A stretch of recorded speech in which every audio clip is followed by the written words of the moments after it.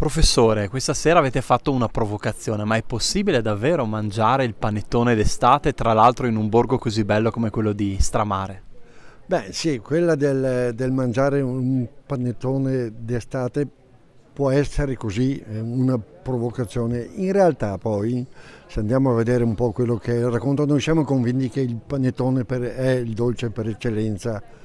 natalizio e ha una sua ragione perché, come dicevo prima, tutte le regioni hanno il loro pane speciale perché appunto a Natale si festeggiava con un pane ricco di tutto, insomma. E a Milano si faceva il panettone, ma a Milano quando questo panettone prende piede, in realtà poi si scopre che veniva consumato tutto l'anno.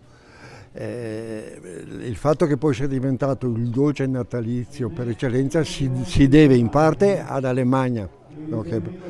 Che crea appunto questa grande industria,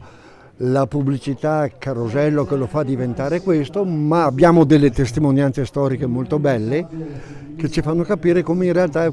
i milanesi erano abituati a consumarlo tutto l'anno. E la testimonianza più interessante è di una lettera appunto di Alessandro Manzoni, siamo nel luglio del 1850, lui è esule nel lago Maggiore e siccome ha la moglie che è golosissima del panettone, scrive al figlio Pietro a Milano di farsi inviare dei panettoni perché dice qui ad Arono lo usano soltanto a Natale e quindi c'è una tradizione alle spalle. Che questa sera abbiamo tra le mani un grande interprete che ci propone questo tipo di dolce è tutto dire perché abbiamo sentito gli ingredienti che ci sono dentro